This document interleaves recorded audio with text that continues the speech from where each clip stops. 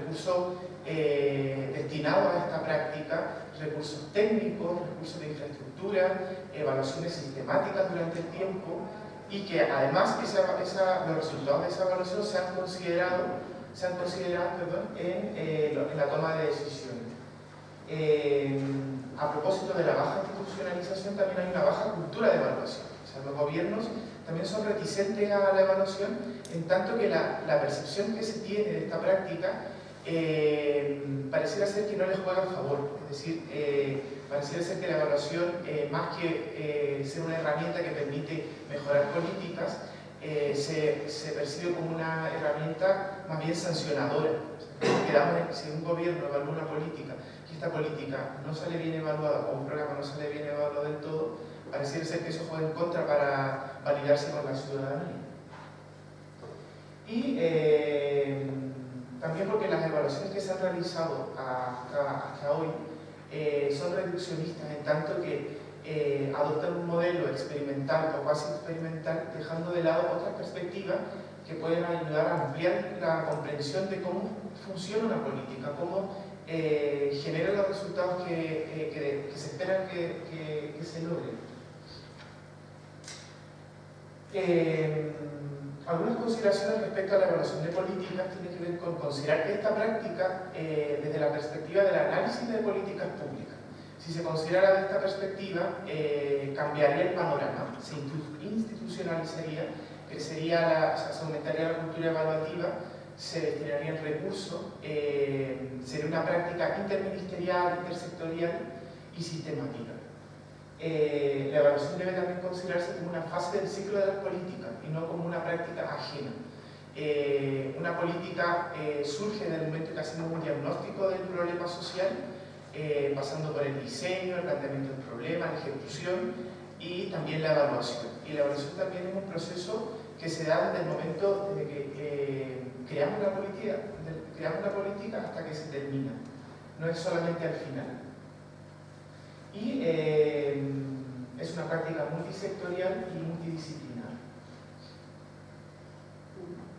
Los actuales enfoques de evaluación tienden a ser en base a modelos experimentales o casi experimentales. Y esto porque estos modelos tienen gran validación en el mundo académico y también en el mundo político. También porque permite generalizar datos, que es lo que le interesa a los gobiernos al momento de implementar una política. La dificultad de eso es que al momento de generalizar también perdemos especificidades de la intervención.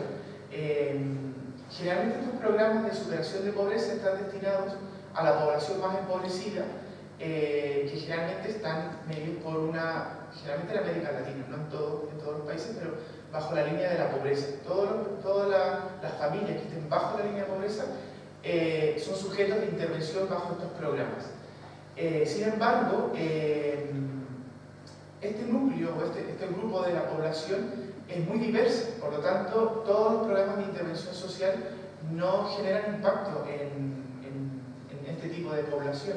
Por tanto, estos modelos experimentales que buscan la generalización muchas veces pierden de vista las particularidades de cada familia o de cada grupo.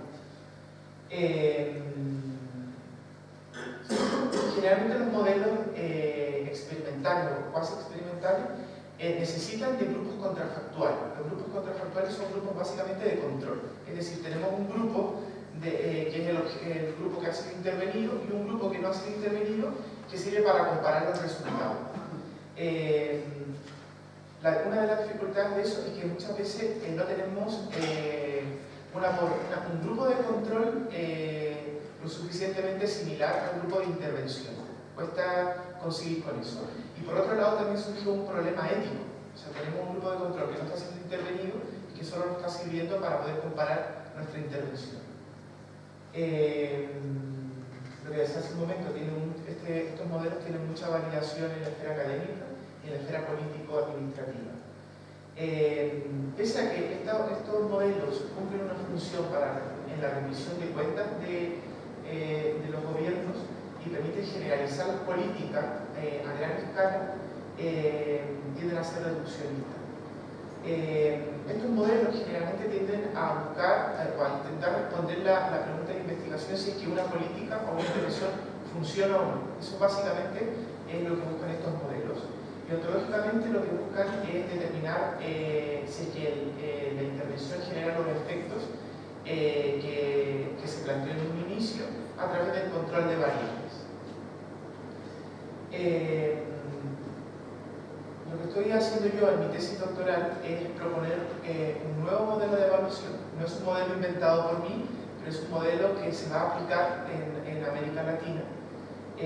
Son enfoques poco positivistas y es un modelo que se llama evaluación realista, complementario a los modelos que se utilizan hoy. Yo creo que hay que ser consciente al momento de intentar proponer nuevos modelos, es también mirar el panorama que existe hoy. Y como dije hace un rato, los modelos base experimentales están validados en la región. Por tanto, hacer un cambio paradigmático totalmente es difícil. Por tanto, este modelo se considera como un modelo alternativo y complementario a los que ya se utilizan en la región. Básicamente, este modelo de evaluación realista se centra en responder la misma pregunta que los modelos actuales, que es si que la intervención funciona o no funciona, pero además se preocupa y se centra en responder con quién funciona la intervención, cuándo funciona y bajo qué condiciones. Es decir, tenemos a una población objetivo de intervención, a lo cual se le ejecuta este programa de transferencias condicionadas, pero queremos saber dentro de ese grupo social con quién funciona mejor y cuándo funciona mejor. Bajo esta perspectiva, este modelo propone una búsqueda ampliada y comprensiva acerca de los mecanismos explicativos de los efectos. En este sentido, intenta explorar en la caja negra que los modelos base experimentales muchas veces no le prestan atención. Es decir, en los procesos que surgen, los efectos de una intervención. Ontológicamente, estos modelos proponen que la realidad es múltiple, es subjetiva, pero es real y se puede observar. Los mundos sociales son reales en tanto que producen efectos reales y que por tanto es posible establecer miradas comprensivas sobre las causas del cambio. A diferencia de otros fenómenos, los fenómenos sociales son contingentes, son situados y por tanto no existen generalizaciones absolutas que nos den cuenta de cómo funciona una intervención. Este modelo incorpora elementos analíticos como es el contexto y los mecanismos. Los contextos se refieren a todo tipo de condiciones situadas en las que el programa se desenvuelve, como por ejemplo son los contextos sociales, los contextos políticos, los contextos económicos, culturales, históricos, etc. Y los mecanismos son los razonamientos que las personas que son objeto de intervención tienen acerca del programa. Es decir, ¿qué hace que una persona reaccione de manera positiva al programa al cual está recibiendo? Estos mecanismos, que son los razonamientos, se conjugan con los contextos situados de las personas y eso es lo que se analiza en función de los resultados que se van logrando. A partir de eso, se pueden obtener especificidades de la intervención. Es decir, yo puedo saber que una persona que recibe este programa, que vive a lo mejor en una zona rural, funciona de una manera determinada a otra persona que también recibe el mismo programa, pero que vive en una zona más urbanizada. A diferencia del programa de los modelos cuasi experimentales que necesitan un grupo de control, este modelo hace comparaciones entre grupos, entre subgrupos que son objetos de intervención. Y lo que intenta conseguir son diferenciaciones respecto a los logros de la intervención. En este sentido permite identificar especificidades de los efectos.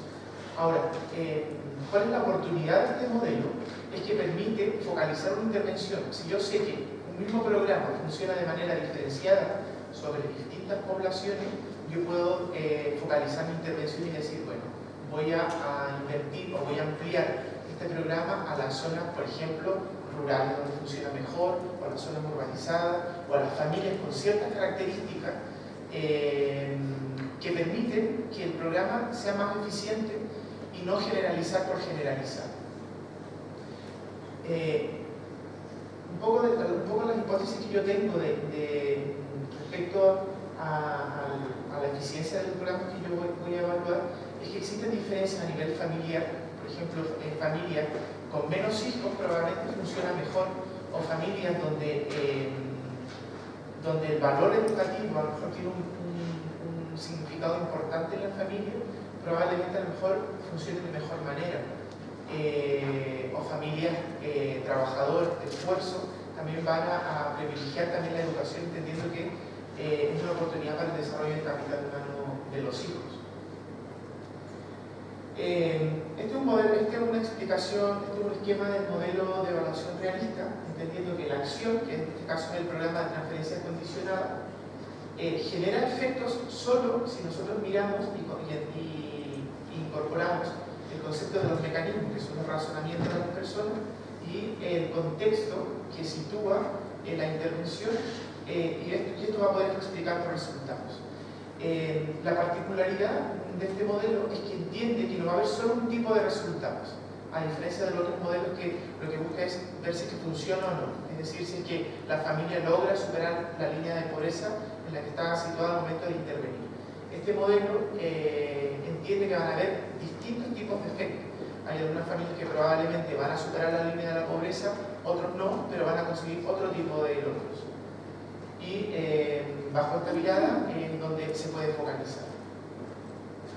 Este enfoque tiene un diseño particular que parte con la creación de una teoría del programa, que básicamente es un esquema teórico que explica cómo funciona el programa de transferencias condicionadas, es decir, qué es lo que tiene que pasar, cómo opera el programa, desde el momento en que una persona ingresa a la intervención hasta que la termina.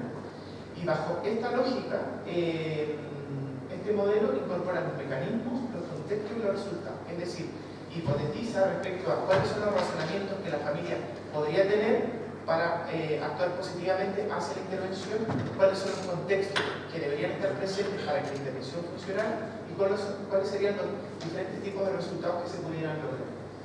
Una vez que está creada la teoría, se hipotetiza respecto a diferentes tipos de familias que ingresan a la intervención y se generan hipótesis al respecto. Y luego viene el proceso de trabajo de campo, que es la recogida de datos. Este modelo, a diferencia de los otros modelos cuasi experimentales que generalmente tiende a utilizar técnicas cuantitativas, este modelo es más pluralista, entendiendo que las técnicas cuantitativas sirven para ciertas fases del proceso de investigación y las técnicas cualitativas bajo otro. Por lo tanto, hace uso de los dos en diferentes momentos. Una vez que se hace la observación, se hacen las especificaciones del programa y se determina cuál es la configuración, es decir, cuáles son los razonamientos, contextos y resultados que mejor funcionan. Y una vez que está eso establecido, se informa a las personas que solicitaron la evaluación. Las oportunidades de este programa, como les decía, es que incorpora elementos analíticos, es decir, contextos, características particulares de la población objetivo. La evaluación permite establecer configuraciones específicas de razonamiento, contexto y resultados.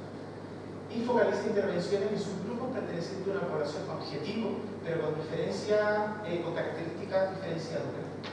Es un enfoque complementario al que he utilizado y posiciona la evaluación como una herramienta técnica política dentro de los gobiernos actualmente vigentes. La evaluación es una disciplina que se posiciona en la gestión pública. A pesar que, como lo decía hace un momento al inicio de la intervención, la evaluación aún carece de cultura evaluativa, pero no hay que desmerecer los avances que ha tenido en algunos países. Y México va a la vanguardia de esto. Es uno de los pocos países que por un decreto exige la evaluación de todas sus políticas sociales. En el caso de Chile, bueno, por cierto, no sé si lo dije al principio, yo soy de Chile. Las evaluaciones se hacen desde el Ministerio de la DIPRES, la Dirección de Presupuesto, y no existe una generalización de las evaluaciones. Se evalúan programas particulares que tienen interés muchas veces político. Por lo tanto, se hace necesario un mayor avance. ¿Algunas reflexiones finales? Yo creo que la evaluación es herramienta técnica política, por sobre todo. Eso es.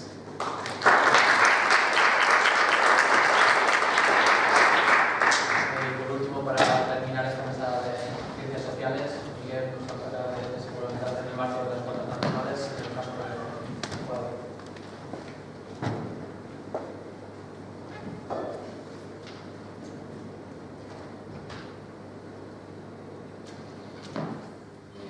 Buenos días, mi nombre es Miguel Tomalá, vengo de la República del Ecuador, pertenezco a la Universidad Laica Eber Alfaro de Manabí y me uno a las felicitaciones de los compañeros hacia esta iniciativa.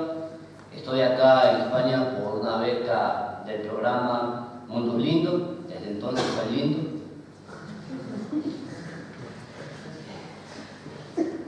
El tema que estamos trabajando con mi tutor, el director de tesis, Juan Vicente Perdiz, de la Facultad de Económicas, de acá de la Universidad de Valladolid, es la desigualdad en el marco de las cuentas nacionales para el caso de Ecuador. En el mundo de la economía existen dos temas fundamentales, que es el aspecto microeconómico y el aspecto macroeconómico. Cuando hablamos de cuentas nacionales hablamos del aspecto macroeconómico, es decir, la configuración del todo como país, los principales indicadores que manifiestan la situación pasada y actual y posiblemente futura de una economía. Y cuando hablamos de desigualdad, partimos del hecho de cómo se distribuyen los ingresos en esa economía. Y dentro de esto, la desigualdad es el reflejo de cómo está distribuida esos ingresos que se generan. Entonces, en el marco de las cuentas nacionales, pues se van a registrar todos aquellos resultados dentro de los sectores institucionales. Y dentro de esto tenemos un sector importantísimo que es el sector de los hogares, es decir, el sector que representa a las familias de los diferentes estratos sociales. En ese sentido, a nivel internacional se ha venido trabajando hace mucho tiempo con un sistema de cuentas nacionales, el cual es una metodología universal que permite las comparaciones internacionales entre los países de los diferentes indicadores macroeconómicos. Es elaborado por la Comisión de Estadística de las Naciones Unidas y existen 4 versiones que se han venido desarrollando, la primera en 1953 y la última en el 2008, donde se han generado unos cambios sustanciales. En todas estas revisiones, en todo este trabajo que ha realizado las Naciones Unidas, se plantea el interés se destaca el interés de los aspectos distributivos y la desigualdad, pero su incorporación en el sistema de cuentas nacionales como tal sigue siendo hoy una tarea pendiente. ¿Cuál es el detalle aquí?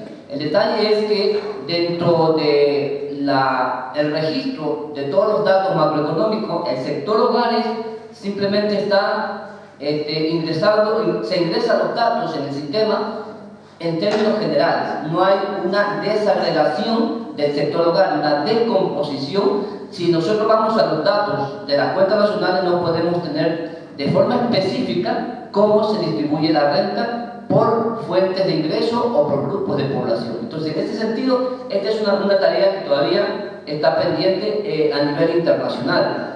Cosa que se ha venido insistiendo, por ejemplo, en la última versión de 2008, que es la que actualmente está vigente, se propone mantener la estructura fundamental del sistema de cuentas nacional.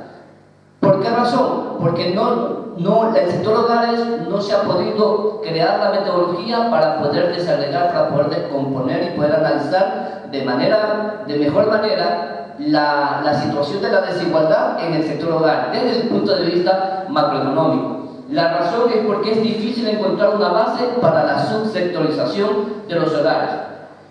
Con la aprobación del sistema de cuentas nacionales en el año 2008, coincidió con el inicio de la gran crisis, la última gran crisis del sistema capitalista, parecido al de la Gran Depresión de los años 30, en la cual, producto de toda esta situación, se generaron varios informes que destacaban la falta de información sobre los aspectos distributivos.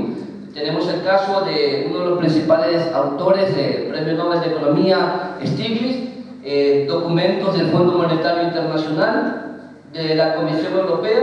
La idea fundamental de toda esta discusión a nivel internacional sigue siendo la misma: introducir los aspectos distributivos en el sistema de cuentas nacionales a nivel internamundial y en el sistema europeo de cuentas.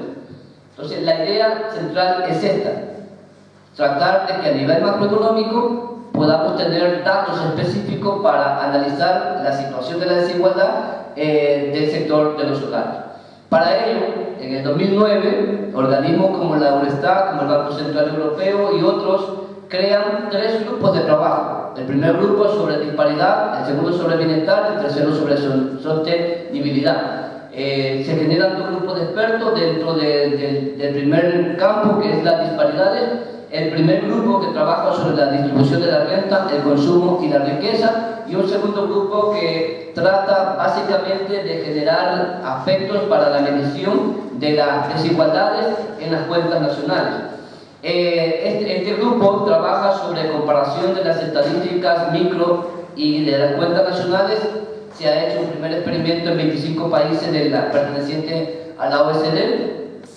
Este ejercicio experimental de la distribución de la renta, del consumo y la riqueza por grupos de hogares en el marco de las cuentas nacionales. Producto de esto, hay algunos resultados, entre ellos aquellos que plantea FICIU y la Eurostat de 2013, en la que se desarrollaron este tipo de trabajo. Básicamente, este grupo de expertos a nivel internacional tiene varios objetivos, entre ellos realizar un balance de las estadísticas microeconómicas disponibles sobre la distribución de la renta, el consumo, la riqueza y los hogares, que se centra específicamente en las llamadas encuestas de los hogares.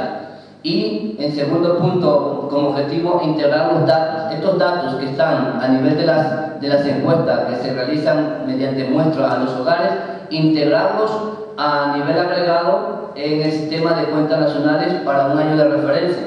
Dentro de esto también actualizar los resultados para años más recientes para valorar su robustez y extrapolar los datos distributivos para los años de referencia empleando los datos más recientes de los agregados de las cuentas nacionales.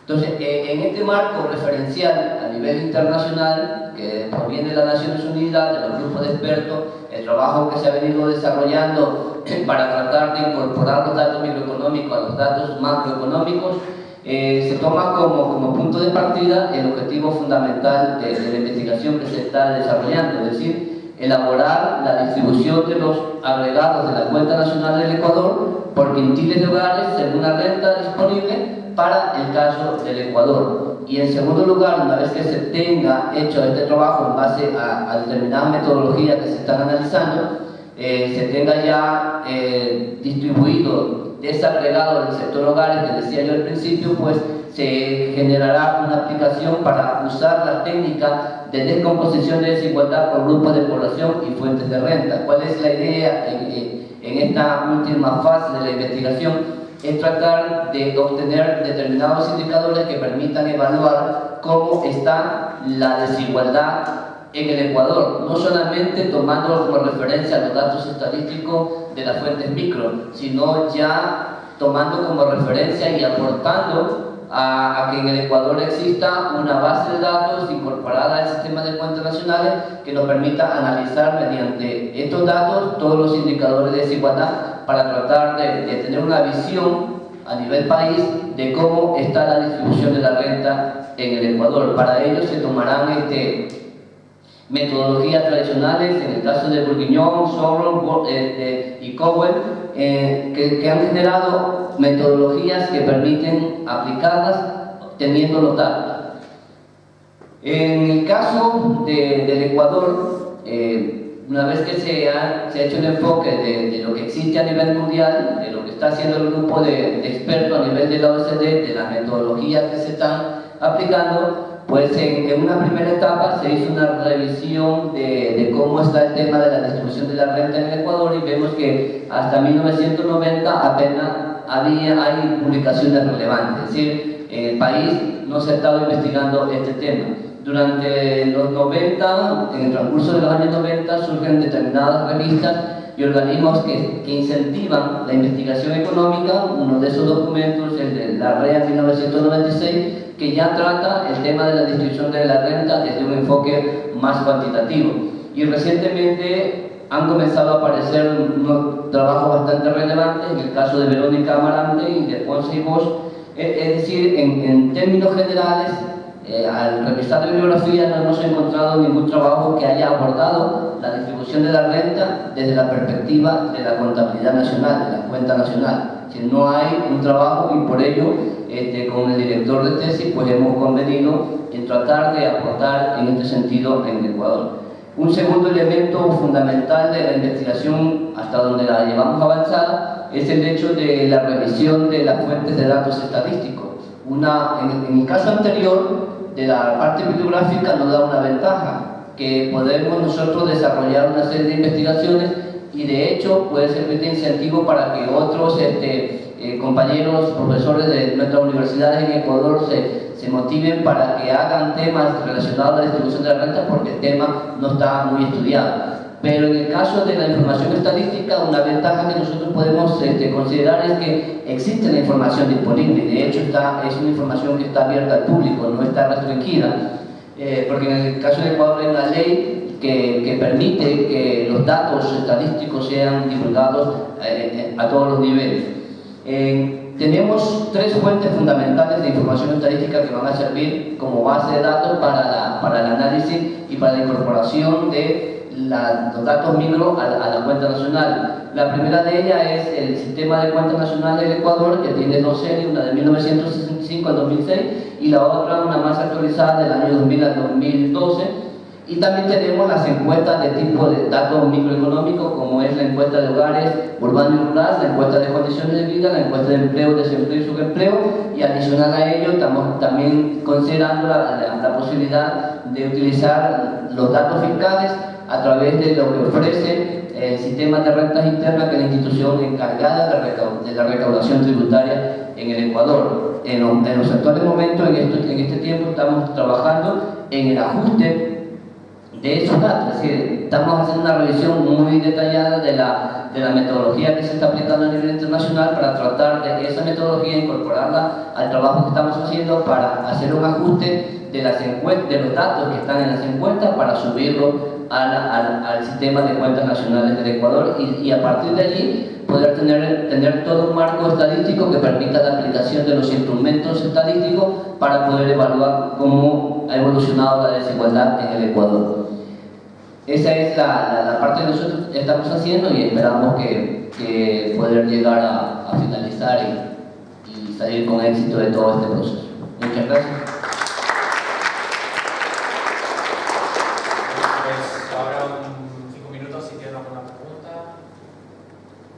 Buenas noches a la conferencia. Tenemos un micrófono por ahí, si alguien lo puede alcanzar. Bueno, ¿se escucha? Sí, yo creo que se escucha. ¿A qué está importante? Claro, es que eso es el problema. Hay que encenderlo. ¿Aló? Sí, tampoco soy muy bueno con el micrófono ahora. No sé, tengo varias preguntas, entonces Pues una. se me ocurre mejor hacer un comentario que sugiera una pregunta a la mesa completa y que trate de incorporar como elementos de todas las presentaciones. Se me ocurre eso. Un comentario que en ningún caso pretende atacar, digamos, como un campo, se va a entender así, sino quizá poner atención sobre una deuda que hay quizá común en conceptos que están invocando. Me da la impresión de que, por ejemplo, cuando Donald presenta una discusión sobre la ley, la consideración deliberativa, por ejemplo, y uno trata de pensar qué consideración deliberativa podemos hacer de lo otro, de lo latinoamericano, de lo indio, que no tienen representación, no solamente por un asunto legal, sino que porque hay un problema de traducción fundamental. Entonces, me da la impresión de que hay como puntos comunes. O sea, cuando uno pregunta por lo otro, pregunta por la ley de lo otro, o la ley de, por ejemplo, de eso otro, que también puede ser llamado oriental, puede ser llamado latinoamericano, y que son conceptos bien comunes porque engloban una multiplicidad, al mismo tiempo intentan ser empáticos con esa multiplicidad, rescatarla. Pero hay un problema dimensional, que hace que si uno no considera la lengua, el cambio de la lengua, esa incapacidad de traducir, como la ley, lo otro, lo oriental, lo latinoamericano, son conceptos que igual quedan siempre carentes, ¿no? Aunque uno le ponga ahí, o sea, trans, inter, no alcanzan a hacerse cargo de ese infantilismo que uno hace sin hacerse cargo de la lengua.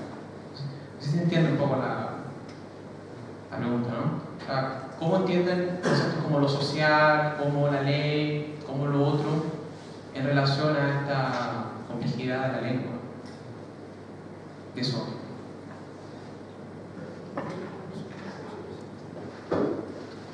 No sé si capté toda la pregunta, porque hay mucha diversidad aquí, pero bueno, desde mi punto de vista y desde, por ejemplo, lo que yo estoy planteando, generalmente los estudios y en la academia, generalmente esto del otro, bueno, en mi caso, bueno, no es que sea complejo, pero es que también están las élites y la academia también es una élite y resulta que vamos estudiando a nosotros, vamos estudiando el extraño, porque todos estos otros o toda esta otredad en algún momento no tiene una voz o no tiene su propio discurso.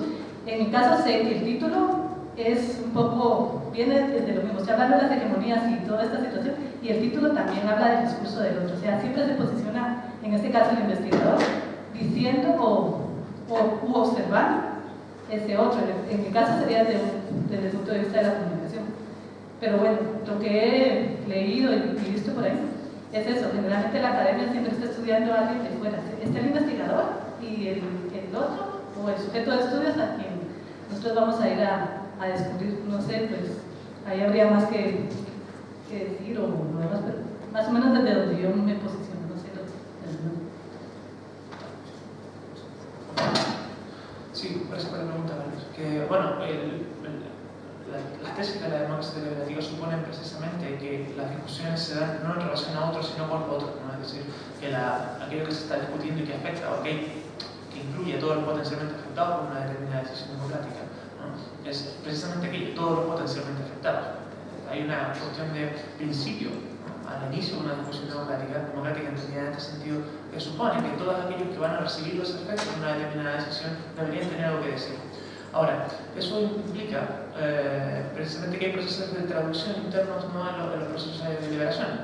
¿Por qué? Por lo que tú has señalado, porque no siempre todo aquello que queremos decir lo podemos decir al otro con la misma lengua, con el mismo idioma, o incluso con los mismos códigos, ¿no? Ya sean culturales, sociales, etcétera, etcétera.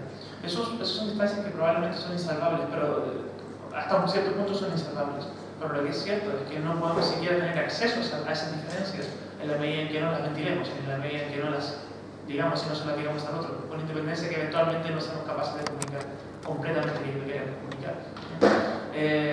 Estas tesis democráticas no son panaceas, ¿no? Y sí parten de la idea de que hay unas limitaciones a la hora de decidir algo. Pero tienen en consideración ese problema, sin duda que yo lo tengo en consideración, pero es eso, o sea, las limitaciones las tengo en consideración.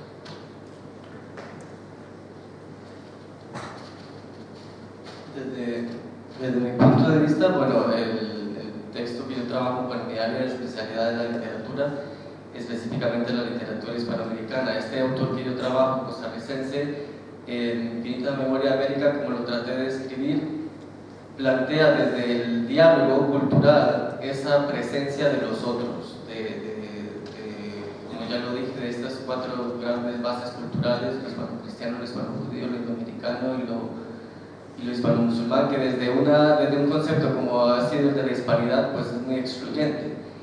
A lo largo del poemario pues trato de mostrar precisamente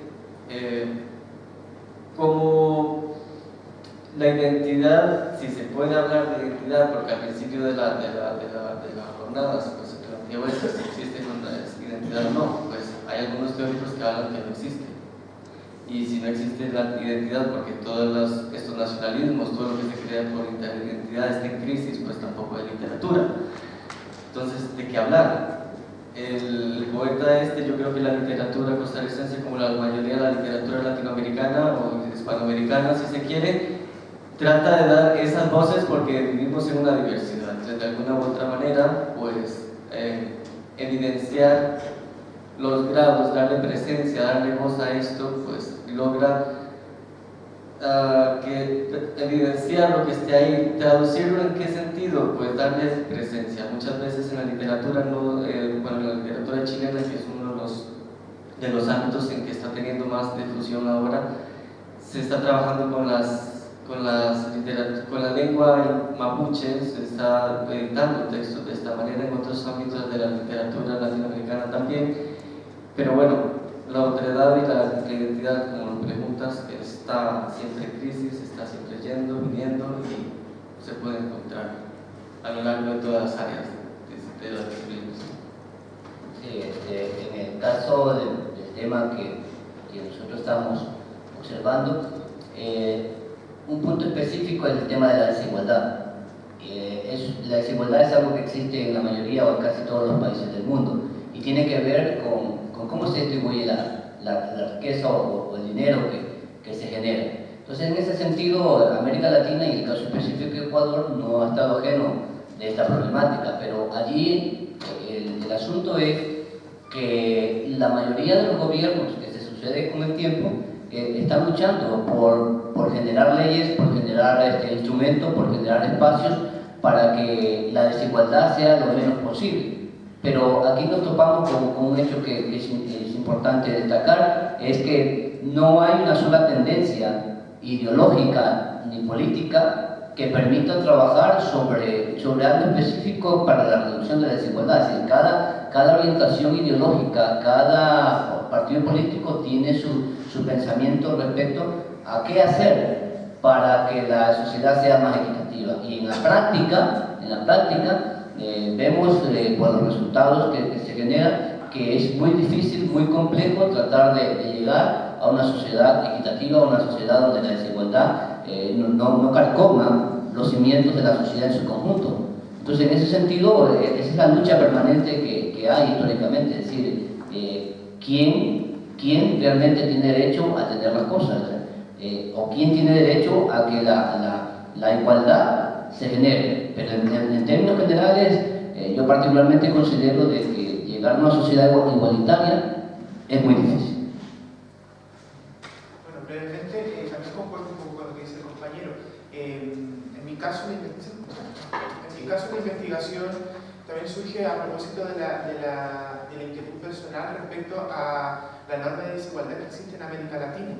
Por ejemplo, en el caso de Brasil, el 2% de la población es la más rica del mundo y el 2% también de la población más empobrecida está en el mismo país.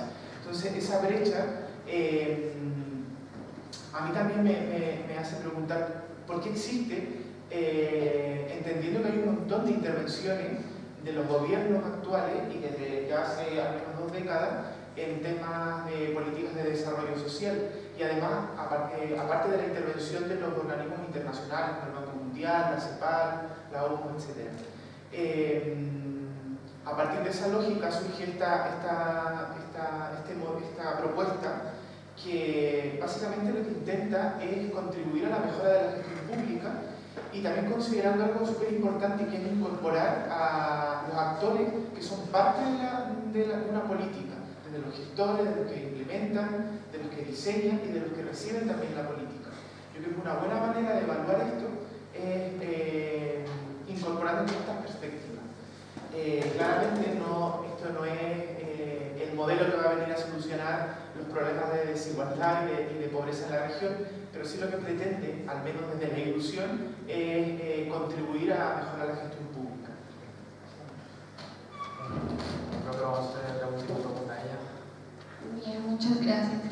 Bueno, voy a hacer un reconocimiento pues a quienes están en la mesa y a sus diferentes campos de investigación, pero voy a centrarme en lo que ha presentado Claudia y en lo que ha presentado Pablo, haciendo unas preguntas puntuales que tienen que ver directamente pues con todo el proceso de investigación, que es lo que me interesa a mí en este momento. Claudia, durante su presentación, pues nos colocó un corpus que tenía que ver con un periódico, con un semanal específico, pero quisiera saber si solamente te vas a basar en ese corpus, en ese semanal, o si tu perspectiva es un poco más amplia y si va a abarcar diferentes países y la posición del otro en esa diversidad de países, porque tú nos explicabas que eres de Guatemala y uno pensaría que va a haber una finalidad hacia tu país, pero veo que por lo que presentaste pues hay variedad. Y otra pregunta que tiene que ver con la finalidad de tu investigación, que tú mencionabas que de una u otra forma era como crear una discusión frente a los hallazgos que tuvieras al analizar esos corpus. Pero quisiera preguntarte acerca de la finalidad, digamos, social de tu investigación, porque está muy bien que se cree la discusión, pero socialmente, ¿cómo va a repercutir esta investigación? Y para Pablo, pues que me parece muy acertada esa investigación acerca de la evaluación, porque considero que es algo muy importante en términos de retroalimentación. Pero me surgió una inquietud que tiene que ver con la aplicabilidad de esa evaluación que tú propones, porque considero pues que detrás de esas políticas públicas pues hay unos intereses políticos, económicos y sociales. Entonces me surge la inquietud de qué probabilidad real hay de que tú apliques esa evaluación y que no se vayan a afectar susceptibilidades políticas, económicas y sociales. ¿Cómo va a surgir eso? Esas son mis preguntas. Gracias. Bien, pues gracias por tu pregunta. Sí, estaba un poco limitado el tiempo, entonces no me pude profundizar ahí, pero efectivamente lo que me mostré fue un estudio previo, que previamente tengo que evaluar también la herramienta y toda la cosa. Entonces busqué el semanal del país, pero no, efectivamente sí, va a ser más amplio. Espero tomar en cuenta también, actualmente por medio de las redes sociales también se está dando mucho lo de las ONGs, entonces, y este tipo de comunicación. Entonces se va a tomar en cuenta específicamente redes sociales y ONGs, no solo de un periódico. Generalmente para un periódico son ONGs internacionales que tienen mucho presupuesto que pueden hacer estas publicaciones. Hay otras ONGs más pequeñas u otros grupos que tratan estos temas, entonces que a través de las redes sociales se puede visualizar. Efectivamente, se va a hacer un estudio comparativo. He dicho que desde Guatemala, entonces también quiero saber cómo desde Guatemala, porque hablábamos del norte-sur, pero es que no solo es a nivel mundial. Dentro de nuestros países, tal como están diciendo aquí también los ponentes, también existe ese norte-sur, hay una desigualdad tremenda y Latinoamérica es uno de los sectores que más se da por lo que estoy viendo, porque en mi país también es una exageración de desigualdad. Entonces también dentro de ahí cómo presentas al otro, o sea, hay un norte en mi país que también hay un sur, entonces vamos a hacer esa comparación desde aquí, cómo se presenta pues a ese otro que se va a ayudar con esa situación. Y desde mi país, en este caso también, cómo se hace esa presentación. Y desde ahí, pues darnos cuenta de la diferencia y qué viene, cómo va a ayudar esto a la cuestión social también. Pues sí, toda investigación al final necesita una aplicación social. Y la que se pretende, al menos en esta, es primero hacer una reconstrucción de lo que pensamos y cómo decimos las cosas, en principio de las personas que hacen la producción de este tipo de publicidad, porque también he encontrado otras investigaciones y muchas veces eso pasa. De acuerdo como a nosotros nos planteamos un imaginario social, generalmente los grupos sociales se autorrepresentan de acuerdo a cómo otros los están representando.